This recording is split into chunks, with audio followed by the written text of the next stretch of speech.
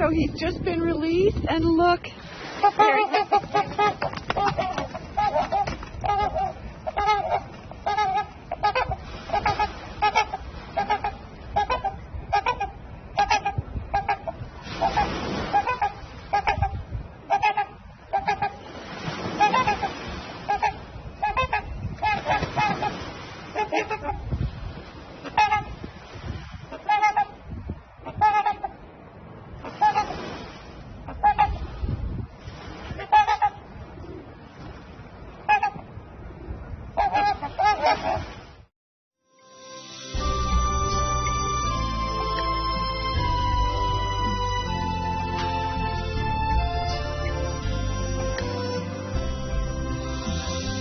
Good night, baby. Have wonderful dream. Heaven love you, and I love you.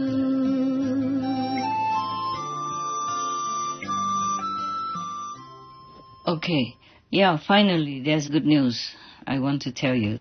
You remember the story of the black magic woman, yes? That use, this karma gap, bad magic to harm me, yeah. Even though she did not succeed in killing me, she did some harm. My intestine has been wounded by this special witchcraft, and it has been injured for many months after I told you about that. It's just like somebody shoots you, with a gun or something, but it just passed you by, it didn't go into your vital organs to kill you. It just maybe passed by, and it probably still can hurt you when it's near that organ. So similarly, my intestine was wounded, and I thought it would be okay after a while, because the wound doesn't cause much pain, It's differently done. So I just let it be. I thought, after a while it will be okay, because the wound is not big. It's about maybe 1/3 of your middle finger size, yeah? So it's not all that big. I thought I would have enough power to cure it. Because I'm also busy, I can't just sit there thinking of that little wound. So I kept doing all my other things. It's too busy, outside work, inside work, business, meditation, and all kinds of things that happen, every day of your life. Same with me, yeah? Even if I'm in retreat, things can still seep in if the world karma is too heavily laden at one time or another. It's always kept me busy. So I even forgot all about the wound, the injury, until some months later, maybe about 4 months ago, it began to trouble me. But I also forgot all about the karma gap, bad magic. I thought it's just world karma as a whole, Because every time I asked something, they always told me it's a world karma. So I just took it for granted like that. I didn't even ask anymore. Because I'm also very busy, that, very busy. Every minute, every second of my life nowadays is quite busy like that. So I forgot also about the wound in my intestine, and it was becoming more and more troublesome. It caused trouble for the stomach. Only in recent days, then I was told, well, thankfully, that the intestine has a wound, and the wound feeds the stomach with discharge. That's why the stomach had a problem. But I didn't think much because it's just some pain and a lot of bubbling. But I didn't feel too much dragged down. I didn't feel like unhealthy or sick or anything. I was still doing all my work. Until recently, when I was told like that. So then I knew what to do. I remembered that. And it has become better now. Thank you to God's grace and all the protecting power. And I asked that source of information, why didn't you tell me earlier?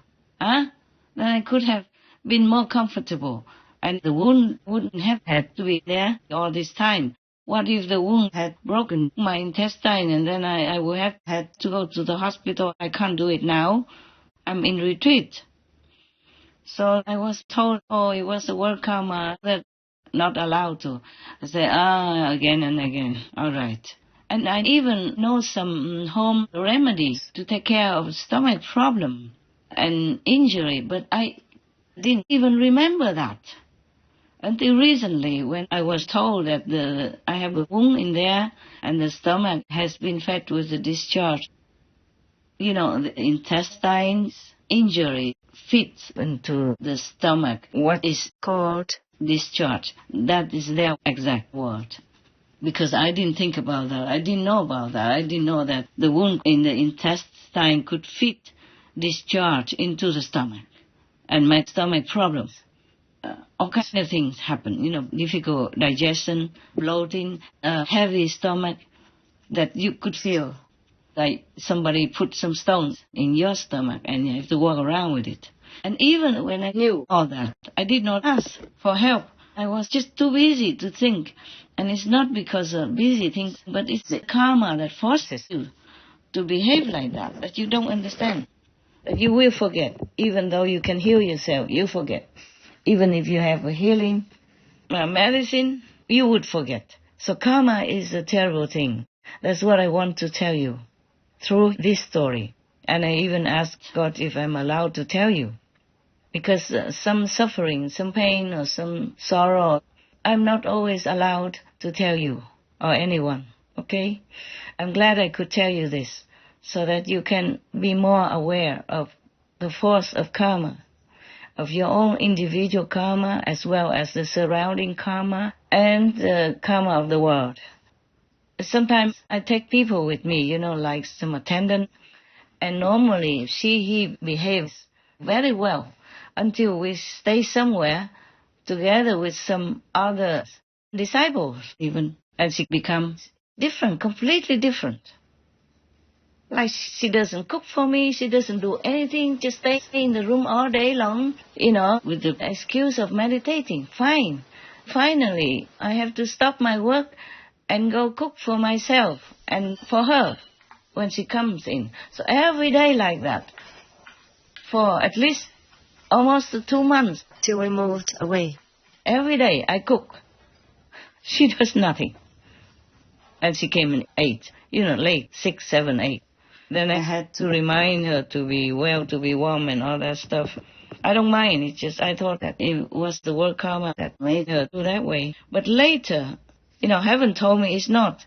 I said, then why does she behave like that?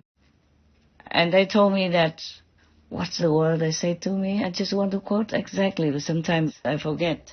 It was long ago. It's past already, I don't remember. Okay, I forgot the exact word, but the meaning is that the person next to me in the next room who followed me, and was supposed to help me, didn't do it because she was infected by the karma of the other 2, whose house I paid rent to stay in.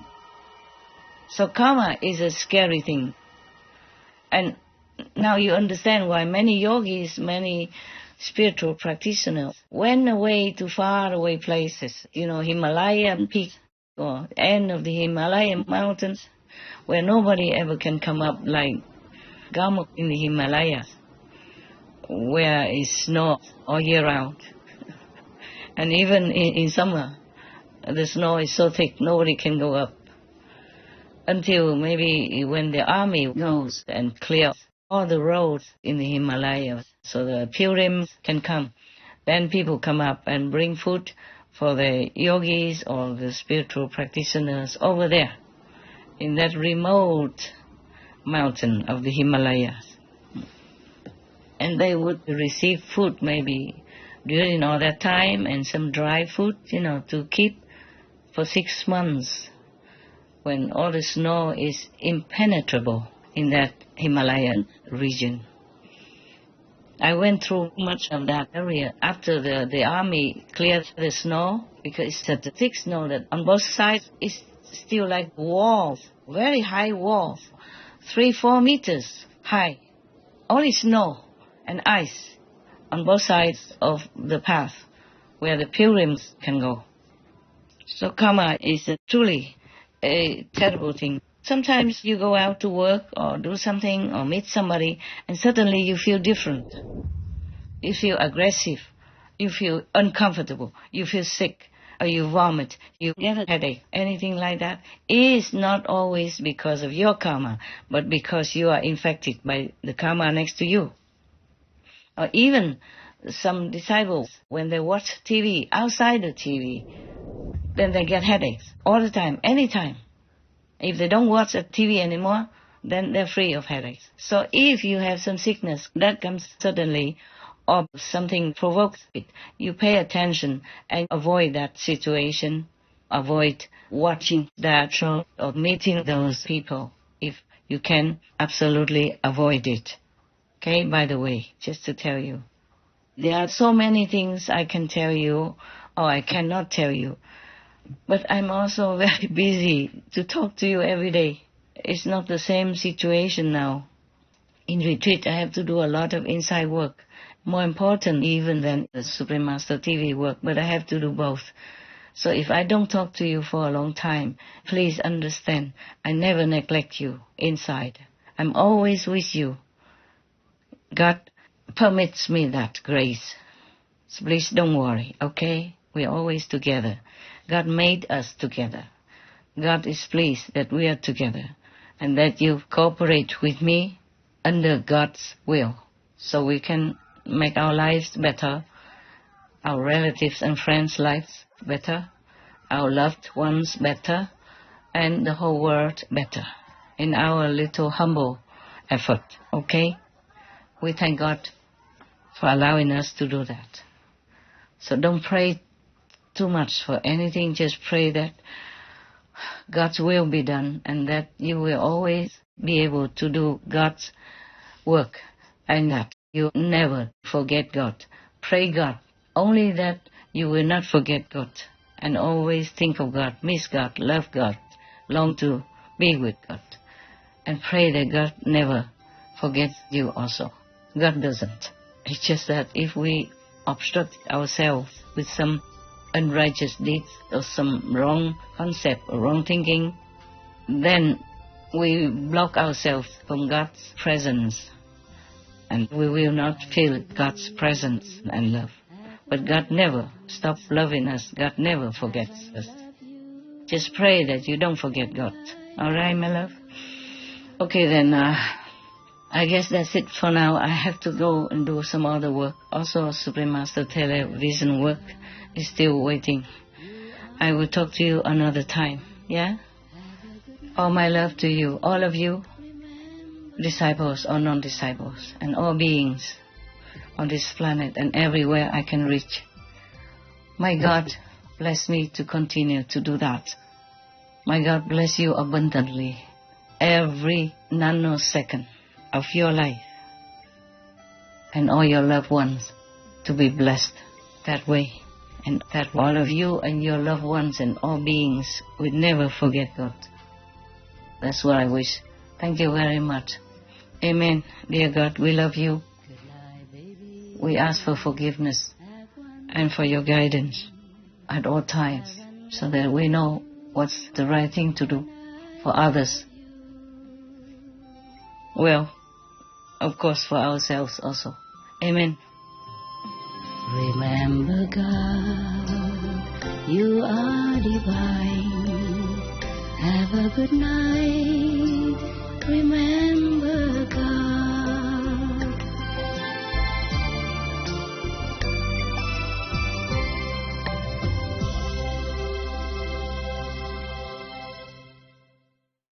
Supreme Master Chinghai, vegan, is a world-renowned spiritual teacher, humanitarian, and artist. To learn more about her compassionate life and teachings, please visit suprememastertv.com/master.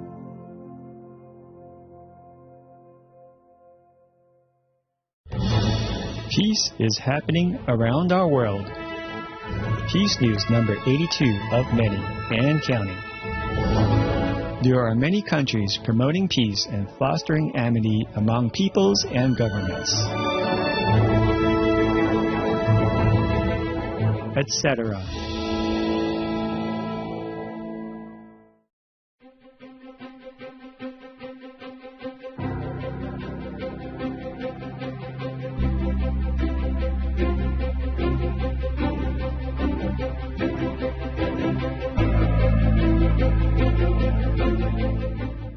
February 2024.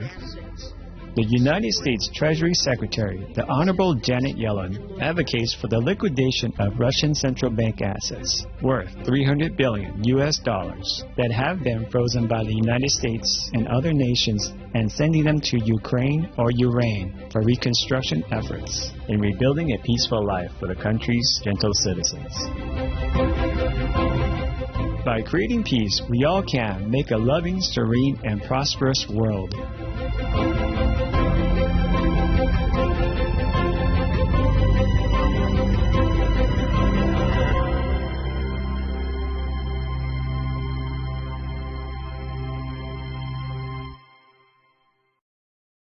There's nothing more powerful than an idea whose time has come, and this veganism is it.